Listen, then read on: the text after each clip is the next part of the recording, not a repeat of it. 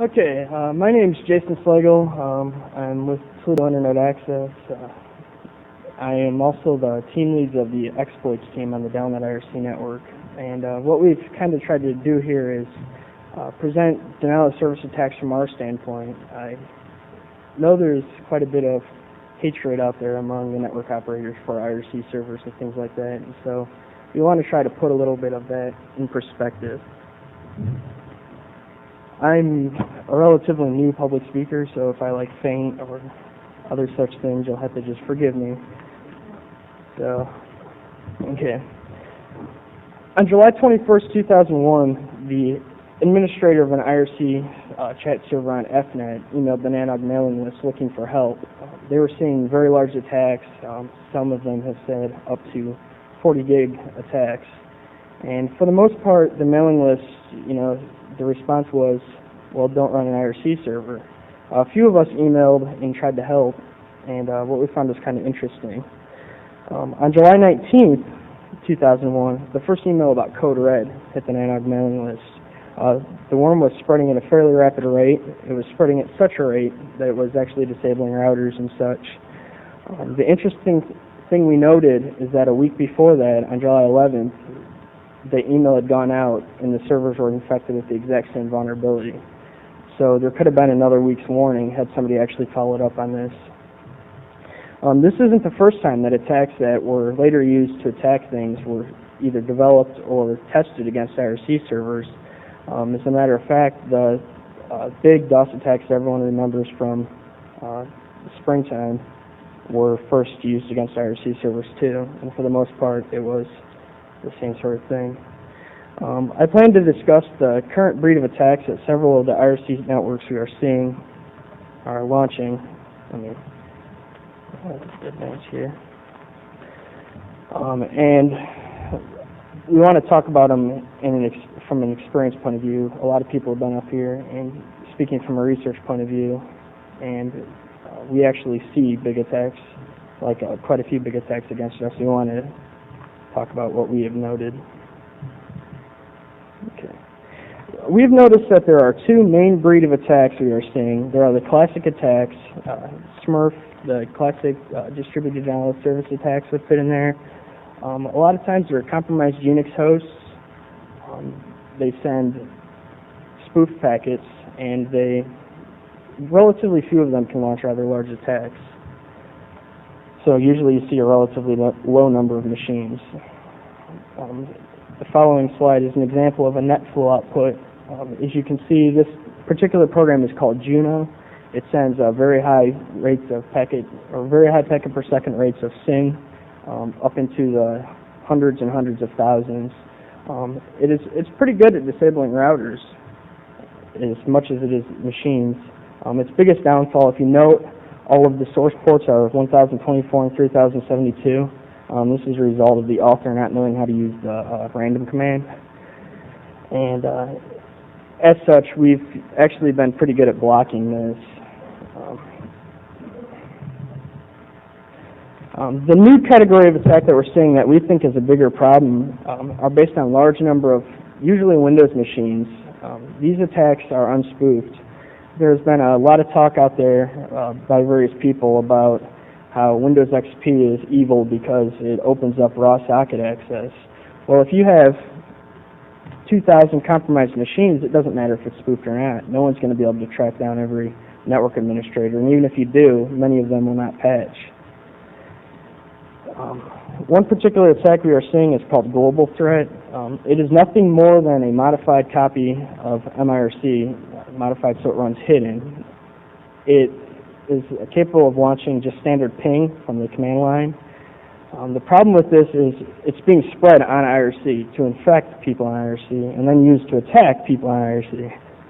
So a user will get online, being a novice user, will see an advertisement for pornography or something to speed up their internet connection, and they'll go out to this web page. They'll download this, and when they run it, they too are infected, and now they are out advertising something that's pornography or something to speed up your internet connection. And so what we have here is a self-propagating worm. This is a little bit different than ones that actually go out and scan. These are more social-based. They depend on users to not know better. And unfortunately, we have a very, very high amount of users on relatively fast connections, DSL and cable, that don't know any better. So maybe we should require a test or something before giving somebody a high bandwidth pipe. Like we said, we consider this global threat to be a relatively large threat because it is self-updating. One of the presentation before us, or two before us, covered the fact that these Trojans, they usually sit on IRC, and this one has many of the features he described. It can be configured or sit on any server, and they can be moved in a moment's notice. They are self-updating. You can issue a command, and it'll go download a new version of itself. In addition, you can run a command that will actually cause this thing to run any command on the computer and fetch any file to the computer. So if a new tool comes out with a new type of attack, it's very easy to update all of your drones and get them to use the new attack. We've seen networks that number into the thousands of these. The network, which wasn't global threat, but something similar that attacked the FNet IRC server, had several channels, and in the one channel we knew about, which was just .edu hosts, there were over 3,000 hosts in there that were being used to attack. And like I touched on earlier, there were reports that these attacks could have been up to 40 gigabits. Another problem we're seeing is compromised routers. There are a large number of people out there that will either use config maker to configure Cisco or use silly passwords like Cisco. And people are using these routers to hide their identities, although they're not too smart because most of them also have finger open, so you can rather easily find the real IP address. And sometimes they get enable on these, and when they do, they just set it to ping, scanning sizes, and it actually generates a rather high amount of traffic. I'm going to turn it over to Karthik now. He's going to talk about stuff he has done to try to mitigate these attacks, and one specific approach that Steve, who's out in the audience, has developed that's been relatively successful in getting rid of these servers, at least on non-mission critical servers. So, Karthik.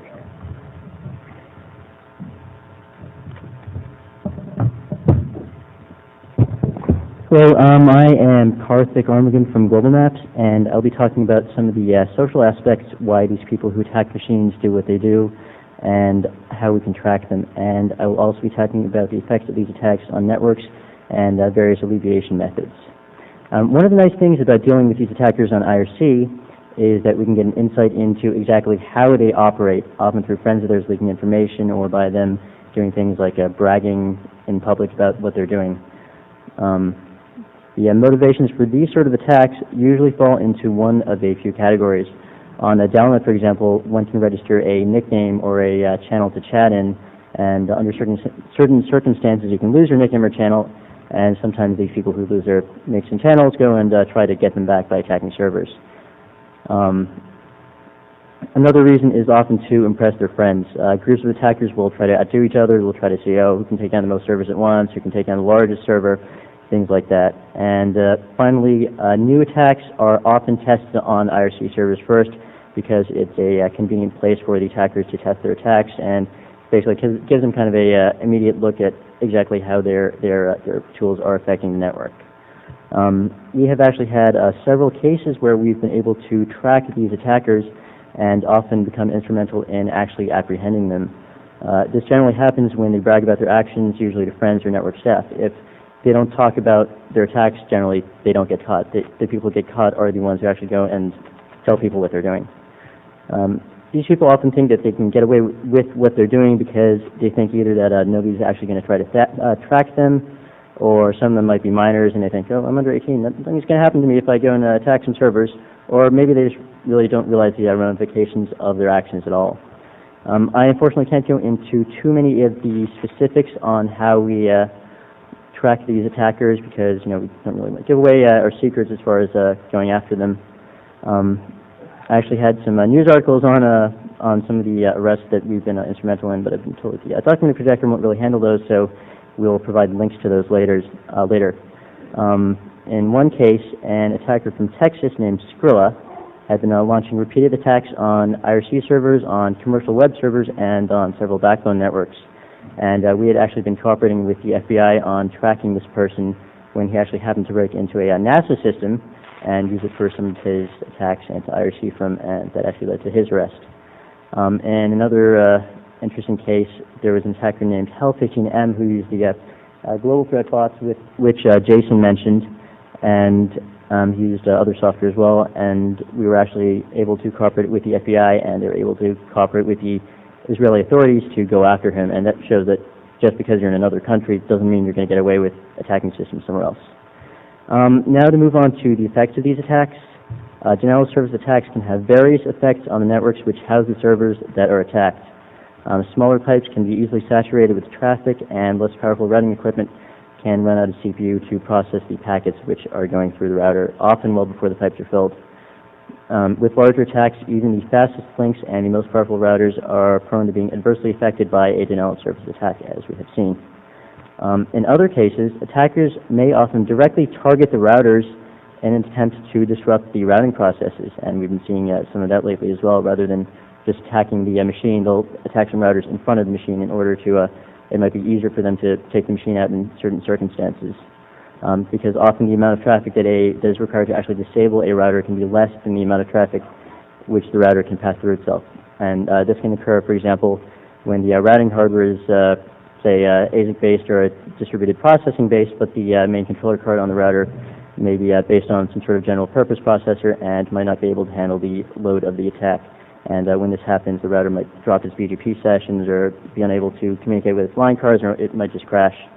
Various router manufacturers have used various methods to try to solve that problem. When the routers are actually transiting the attacks, and they can run into performance problems due to the amount of CPU required to process the packets. ASIC-based routers generally fare a lot better, as they often scale into the millions of packets per second worth of performance, rather than routers based on generic processors, which usually fail at 100,000 to 200,000 packets per second or less.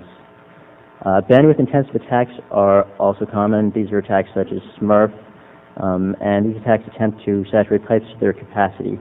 When a link reaches capacity, buffers fill, latency and packet loss ensues, and this can also cause problems for nearby machines as well. Routing equipment suffers, but the main goal of an attacker is, of course, to cause their targeted server to malfunction. This can be manifested as slow performance, inability for new users to connect, or just a complete server failure. There are actually various methods to try to alleviate some of these attacks, such as packet filtering on routers, layer 4 through 7 switches, which can actually take some of the TCP sessions off the end hardware and block the illegal packets from going to the end hardware and affecting the server directly.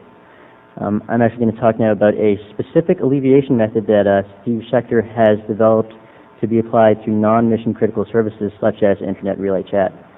Regardless of how robust a network infrastructure is, there will always be limitations, because larger network providers normally have the bandwidth resources and high-end routers that can tolerate some sort of denial of service attacks, but smaller providers might not always have these resources. Network operators are devoting cycles to investigating these attacks, and while it's happening, the customers are experiencing problems, and it's generally unacceptable to your valued paying customers. The technique that Steve is employing is quite simple, yet extremely effective. We began by advertising IP space into BGP and running probes that automatically detect the attack traffic coming into the machine. When a denial of service attack is detected, the software automatically withdraws the BGP announcement. The first requirement of this technique is a /24. You may be lucky enough to have one yourself, or you can try to get one from your provider. Of course, there are going to be those of you who complain about polluting the global routing table and so on by adding in unnecessary advertisements, but I'd rather not get into that. The second requirement of this is to run a BGP daemon on your machine and to set up a BGP session between the server and to announce the blocks from the server itself. And this technique has been being used by Steve for over 3 years, running Zebra on a FreeBSD server. Newer versions of this program also use BGP community attributes for a situation where announcements can be selectively dropped. For example, announcements may be dropped to transit providers first, and if this has the necessary effect, a portion of the internet can still get to the server, but the announcements can be dropped from peers and completely dropped as well if that's necessary.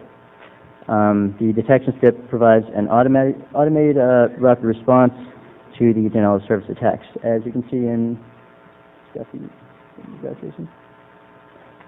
this graph over here, you can see the blue lines spike up a little bit before it goes all the way down, and that's because the announcement was dropped when the attack was detected, rather than the attack continuing and the traffic continuing to go up to who knows how high it might have gone.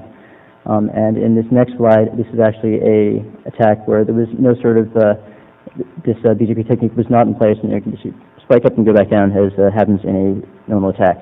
And Steve, this technique has saved Steve many restless nights of sleep in the past 3 years. And if your service is non-mission critical, this could work for you as well. For all spells, you can always arm this -RFI or CD. So the solution to DoS attacks is not to remove vulnerable servers, especially when these services provide valuable insight into these attacks. With increased clue from the law enforcement community, it is becoming more and more common to actually catch these hidden characters. Unfortunately, without the cooperation of service providers, which has often been hard for us to get, these investigations are hindered and repeat attacks from the offenders will ensue. And until they are detained, these characters will continue their repeated attacks. Thank you.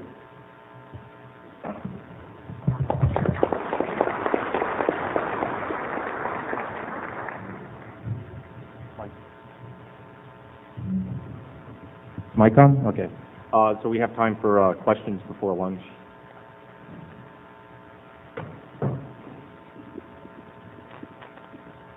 Please state your name. So. My name is Matthew Ringel, work for Optimize Technologies, and I guess it's not this question is for Karthik. Specifically, that have you found or have you either thought of or actually done any work with finding these, stuff like global threats, these binaries that are being used for evil purposes, and either rebuilding them, buggering them in some way, such that they actually tattletale on who's ever using them, releasing them into the wild and seeing what happens next? I think this would actually be a better question for Jason, since he's dealt with that more, so I'll let him do that. We actually spend quite a bit of time driving these things and analyzing them.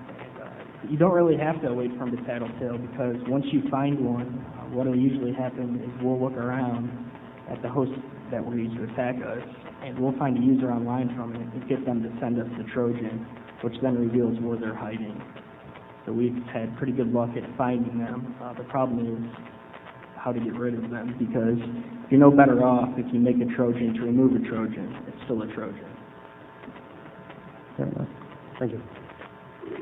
A quick question for David on the methodology for the DHCP effect you were describing. Are you actually able to see that the length of time a particular IP address stays associated with an infected host corresponds to a typical DHCP release time? Or is it possible that there's a different effect, like a NAT choosing a different IP address externally that might be doing the same thing? Right, there's actually, is this on? Yeah, there's a couple things we've been looking at. We're still looking into whether the lead times agree with expected lead times. In fact, we were going to originally use this to get an estimate of what different lead times different organizations had to use. We've also been looking into the NAT effect indirectly to see if we can count the number of hosts behind NATs, and that's also ongoing work. One of the things you may find is that the number of external addresses available varies a great deal by provider. So somebody may have RFC 1918 address space covering 1,000 hosts and have a /24 externally from a provider in one case. That same number of hosts may get a much larger net block from a different provider, and that may have an effect on the timing at which NAT chooses to use a different external address for a mapped internal thing. And you'll also find that those RFC 1918 addresses may also be associated with the DHCP leases, so you may have an interesting combinatorial thing. For people who feel that advertising additional /24s is too unfriendly, one technique that people have found useful, people who run Tier 1 minus networks, is to take some of the larger peers who've indicated that, or potential peers, that they will never actually peer with you, and fulfill their worldview and be a customer. So that is to say, get a T1 from someone larger than you and run your IRC servers on that. And that way it won't actually affect your network. It's aggregated inside someone else's address space. And that seems to have worked well for a number of people. Yeah, actually, I'd like to comment on that. I've actually used the technique, for example, we actually have a old unused C1, and I've used the technique just to, for example, to take a large attack and just divert it to a smaller connection to preserve the rest of the network. So yes, that is a valid technique.